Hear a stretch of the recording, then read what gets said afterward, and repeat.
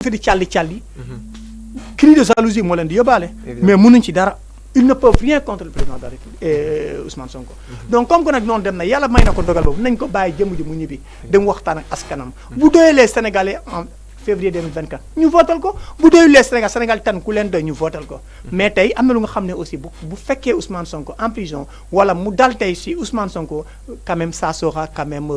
je ne sais même pas quel est le mot qu'il faut utiliser mais ça sera des catastrophes dans ce pays te loolu warul dans un état démocrate le monde en général réclame waxuma la tous les démocrates de ce monde réclament la libération de ces jeunes parce que à quoi qu'on puisse Ousmane c'est un acteur politique et naa la ko wax benn affaire aussi challenge si la dans le monde politique gis na fi sorti France 24 en moins de 24 heures il a touché 1 million de vies. Évidemment. Ça n'a jamais existé dans l'histoire politique. Beaucoup mal l'Afrique, mais même pour le monde, pour un problème là. Donc ces gens de gens-là, déjà ils vendent l'image du Sénégal. Donc on va honorer, pouvoir là. L'État devrait même protéger ces jeunes. Wutal ko toutes les dispositions qu'il faut pour couvrir ko. Même s'il n'est pas candidat, mais il faut couvrir, protéger. Parce que moi je dis que fierté là pour l'Afrique en général. On parle des coups d'État un peu partout, mais au Sénégal on ne parle pas de coups d'État. Il a apporté un projet, il a souhaité quand même un changement, mais par la voie démocratique, par la voie pacifique. Donc je pense que tey kooku war na nekk si jëm yi nga xam ne que tey le président de la fu mu mënoon toog war na mën a xalaat ni ñu ko war a mën a couvrir protéger ko ba mu am jàmm parce que nag aussi c'est pas facile tey nga ñëw moyen d'année bu mu def en politique convaincre la majeure partie de ces jeunes loolu la ko yàlla jox nañ ko nangul ku ànd ak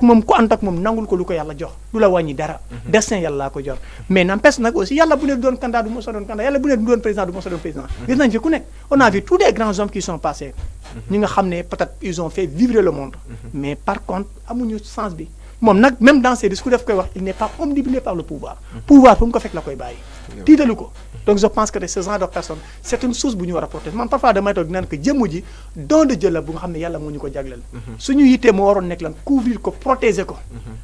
toutes les dispositions qu'il faut mettre à sa disposition parce que gëm na ne même c'est quelqu'un qui doit apporter quand même quelque chose pour l'Afrique waxatuma le Sénégal de mais il est quelque chose mais à travers un peu partout dans l'Afrique yaa ngi gis association yu ba di transformer seen plateforme sous forme de Pastef parce que gëm nañ ne que tey voici l'air qu'il faut voici le vent qu'il faut voici le type de personne qu'il faut voici le type de panafricain qu'il faut pour changer voilà pour apporter un avenir radieux dans l'Afrique donc nag sa personne man damay ñaan encore une fois ñëpp ñi nga xam ne mun nañ ci wax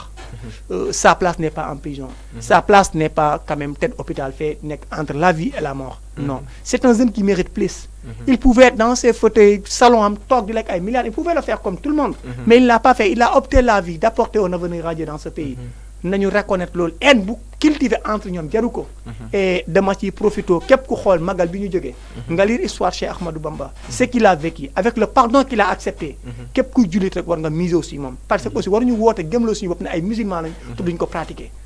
lu mu daj néew na mbindeef politique bu ko daj te pourtant ba mu génnee il a eu le dafa accepter pardon bi loolu mooy jullite donc si loolu lañ leen di ñaan nañu miser su loolu accepter jullite boobu képp ko nga xam ne war nañ ko mën a jégal ñu jégal ko mu ñibbi këram Sénégal ne ñooy je pense que nos préoccupations sont ailleurs loolu mooy dëgg suñu ndaw yaa ngi dee si géej gi économie baa ngi laaj béykat yaa ngi jooy dund baa ngi seer loolu mooy priorité Sénégal mais c'est pas quand même tey jàpp ay doomi aadama yi nga xam ne defuñu waxuñu di leen dugal ay prison en tout cas Serigne Fall man loolu laa amoon sur la question mais pour état de santé est-ce que mun na ko permettre mu ñàkk doon candidat ou pas gëm naa ne jusqu'au preuve du contraire Ousmane Sonko n'est pas arrivé à ce niveau mais nag il a des avocats il a des médecins je pense qu'ils sont les mieux informés les mieux ressourcés quand même pour mun a apporter des éclaircissements sur cette question merci waaw mi ngi noonu nag gis ngeen comme ni ngeen ko gisee nii rek ba tey ji rek Ousmane Sonko mi ngi noonu defoon rek ab benn yaatal rek pour xam sur son état de santé mais aussi xam aussi sur sa potentielle li nga xamante moom mooy war a bokk ci prochaine élection présidentielle yi kon nag mi ngi noonu Ousmane Sonko comme ni ñu leen ko waxee ba tey ji rek mi ngi en garde à vue nekk tamit ci benn cas bu xaw a critique parce que il manque beaucoup de force pour rek li nga xamante ni moom mooy reprendre ses activités mais tamit mi ngi noonu rek ba tey ji ci ay loxo yoon kon nag message bi mi ngi noonu nag c'était bien clair rek à ce que Ousmane Sonko ñibbi këram ba mën a reprendre ses activités mais parlant de Ousmane Sonko on fait allusion aux élections présidentielles et quand on fait allusion aux élections présidentielles ça se profile à l'horizon et on sait tous la non-participation du président de la République Macky Sall comme ni ko sama internaute bi souligné léegi nii c'est la première fois si histoire du Sénégal ñu am élection yoo xamante ni peut-être dina am ak sans le président sortant kon nag mi ngi noonu nag ba léegi nii rek mais ba léegi nii nag dafa am benn dilemme boo xamante ni dafa nekk tamit di continuer mooy lan le président de la République face au dilemme de sa future candidature kon nag mi noonu ba tey ji rek mi ngi noonu président de la république gis nga boo xoolee kan la war a choisir parce que le 9 incha allah lañ ni kat le président de la république dafa war a choisir son prochain candidat est-ce que ça serait une chose facile président de la république autour de 4 personnes ou plus mu mun ci choisir quelqu'un koo xamante ni moom mooy représenter Benno Bokk Yaakaar ainsi que le parti social. Bon, non, là, pour le choix de Macky Sall, beaucoup de monde mais vous m'avez obligé de voir. Parce que psychologiquement, là, mon ex Macky Sall. Évidemment. Mais je la fait sans que, d'une part, je dirais, allier mieux ses propres ennemis. Moi, je connais l'île où et je pense que aujourd'hui, tant que pour choisir candidat, néew na trop te xam naa ne aussi day metti si moom pour mu def ko. léegi nag voilà il y a des candidats qui se réclament déjà si mouvement et c'est normal soog des ambitions ku xam Sénégal tey xam ne que on a des gens aussi qui veulent servir ce pays te ku xam Macky Sall xam ne que am na ay tonnerres yi nga xam ne que tey war nañ ko ba telle sorte que tey il y a que quand même ñu nga xam ne parce que mun naa ne dans Benno Bokk Yaakaar mun nga fa génne plus de 15 candidats. ku nekk am na profil bi. il peut bel et bien faire bouger le pays. donc loolu day metti tey ci biir ñooñu nga ñëw tànn. Quel que soit le fait, il y aura des frustrations. Le loup, ayons le courage de le reconnaître. Les Guinéens, est-ce qu'ils accepteront quand même le ndigel du marabout Macky Sall? Est-ce que Taliban accepte le ndigel ou pas? Le loup, ça sera des questions aussi assez. Mais pour dire vrai, ça ne sera pas facile. Pour choisir un candidat dans l'unanimité, j'y crois pas et je pense que c'est impossible à cette heure-ci. C'est impossible à cette heure-ci. Pour quelle raison? Ils n'ont pas travaillé à cela. C'est impossible à cette heure-ci. Pour quelle raison? Ce n'est fait pas aux autres de viser ou de choisir un candidat. Parce que les candidats, il faut que ku nekk si ñoom jàpp na si xelam ne am na ku Macky Sall mos a waxtaan pour mu tànn la képp ku nekk Benno Bokk Yaakaar xam nga ne tey jàpp nga ne tey ñun ñi nga xam ne cible la ñu ay candidat am na ku Macky Sall mos a waxtaanal suñu wala am na ku mu waxtaan suñu pour def ko candidat donc nag où se trouve le problème ñoom kay peut-être bu fekkente ne projet bu Macky Sall woo wala projet bu Benno Bokk Yaakaar woo te gëm nañ ko ñoom ñoo waroon ne candidat bu Macky Sall tànn à la kulli al nous allons se soumettre ànd ak moom mais nag aussi Macky Sall doit quand même porter sur beaucoup de choses pour choisir un candidat. Quel est le type de candidat qu'il faut choisir? Quelle est la personne qu'il faut choisir? Il est qui? Il représente quoi? Est-ce que am na dialogue ouverte? Parce que nous savons que amatul pouvoir opposition. Il y a tout le monde sont des candidats. Est-ce que candidat bu muy jël war na am doole si parce que candidat bu mënta tànn bu amul base si opposition bi il ne peut pas gagner les élections. Donc il faut que ça soit très clair. Quel que soit le candidat de l'unité qu'il va choisir au sein de Benno Bokk Yaakaar, si cet candidat amul benn esprit d'ouverture, amul benn base ouverte dans l'opposition, il ne peut pas gagner parce qu'il faut ñu xam différence candidat bu muy tànn ak moom lan moo war na différence bi. Macky Sall lu mu ñàkk mooy opposition képp ku oppose rek mooy gëmmatoo le président Macky Sall gëmmatoo lu muy doxalee. léegi nag candidat bu muy tànn c'est pas le président Macky Sall. c'est vrai nag projet Macky Sall mais gëm nañ le candidat qu'il va choisir ce n'est plus le président Macky Sall. candidat boobu mun na am ay gis-gis wala ay xalaat yu xaw a wuuteeg Macky Sall. léegi nag est-ce que kooku am na benn esprit d'ouverture envers l'opposition? Parce qu'il y a des gens qui sont dans Benno Bokk Yaakaar, ils partagent une très bonne relation avec l'opposition. Ils partagent avec une très bonne relation avec les candidats qui sont dans l'opposition. ñu gëm na que tey même Macky Sall bu leen tànnoon il y aura des cadres de l'opposition, des candidats même qui vont replier leur candidature pour aller accompagner ce candidat. Qui sera ce candidat? C'est la question qu'il faut se poser. Il est qui? C'est la question qu'il faut se poser. Le problème n'est pas tout maintenant. Tant qui, moi, c'est là où il doit jouer les cartes. Mais le candidat, bu mënta tànn fekk électorat Benno Bokk Yaakaar kese la yaakaar il ne peut pas gagner. te à la kulial il y a déjà des frustrés qui ont déjà quitté qu'il pleuve qu'il neige ak Macky Sall lu mënta tànn ils seront candidats. Donc loolu je pense que tey c'est des choses qu'il faut yu ñu war a bàyyi xel bu baax a baax et qu'il faut c'est des erreurs qu'il faut éviter. Donc il doit faire un candidat de consensus. Man quand même bu ma nekkoon à sa place je vais convoquer tous les candidats. mais on peut dire que bu fekkee débat dafa dem ba commencer am rek pertinence bi loolu la parce que à ce jour yaakaar naa amul benn entente boo xamante ni am na au sein des partis président Macky Sall ak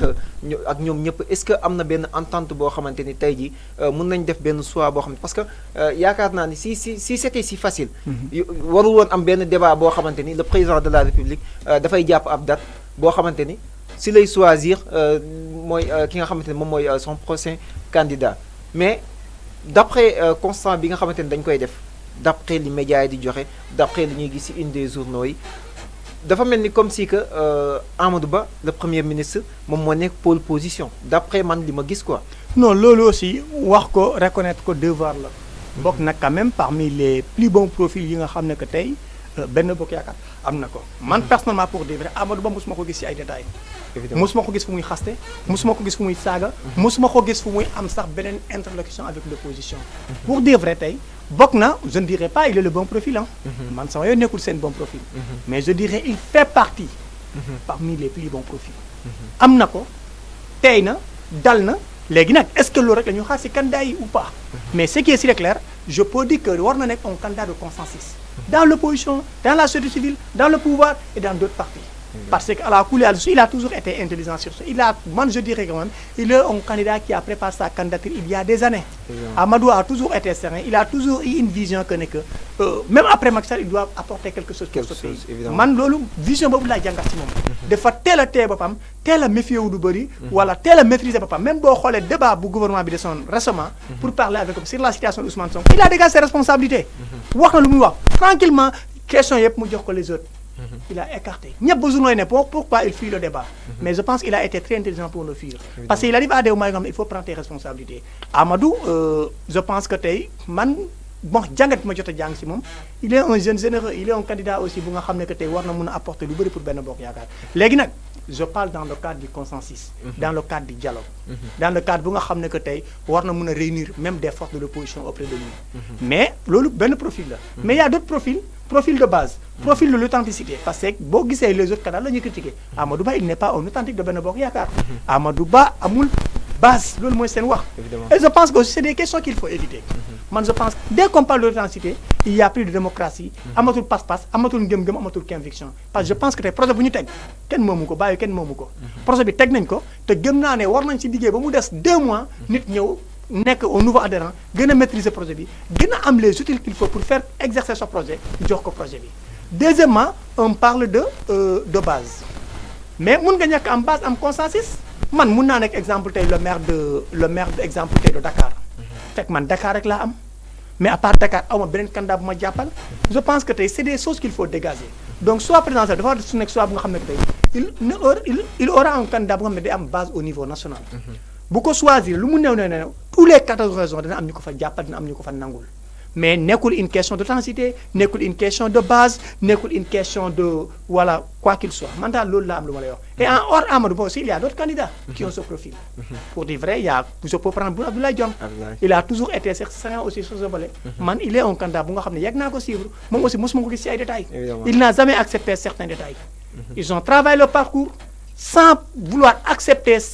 certains débats wala certains de style médiocrité bu nga xam ne que ça anime certains leaders politiques kooku leur idée mooy demal télé yi nga saaga pour Macky Sall soit fier de toi demal télé yi nga saaga pour ñu récompenser la wutal ay nervi nga attaqué nit pour ñu récompenser ils n'ont jamais accepté cela donc je pense que tey man ñaar nit ñoo nekk na ñu ma ci bàyyee xel en dehors ça je vois le candidat Mame Boye Diao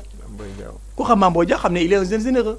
il est quand même parmi les leaders yu nga xam ne wala parmi des cadres dans Benno Bokk Yaakaar ñu nga xam ne ils sont incontrôlables am nañ base am nañ doole am nañ aura et am nañ charme bi aussi tey mën nañ apporter lu bëri auprès de la jeunesse donc je pense que tey dans ce cas ça serait un peu difficile pour le président Macky Sall mais c'est à lui maintenant de gérer la carte sur table bu fekkente ne ñii mu àndal gëmmal nañ ko projet am donc ils n'hésiteront pas de trouver un consensus voilà bu ñu trouver le consensus nag ñu def yëpp nag voilà jox opposition ñu tam gars yi ñëw gérer tout waaw loolu moom dina nekk loo xam te ne sûrement dina arranger li nga xam te moom mooy les